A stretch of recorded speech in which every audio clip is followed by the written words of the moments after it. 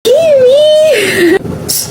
Sino po kayo? Kilala niyo po ako? Ikaw yung bago ng ex ko, di ba?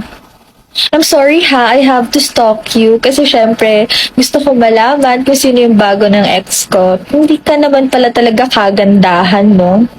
I don't know kung ano nagustuhan sa'yo. Napakilala ka na ba sa family? Oh, Okay. Hindi ako nagustuhan ng family. Siguro kasi overqualified ako. And, yeah, mas maganda naman talaga ako, di ba? So, masaya naman ba siya sa'yo? Kasi nung kami pa, sobrang saya niya sa amin. masaya siya. Masaya naman siya. I see. Good luck. Good luck sa inyo. Sana magtagal kayo. Sana! Hindi yan. Hindi yan yung ex. Hindi siya si Kimi. Ha?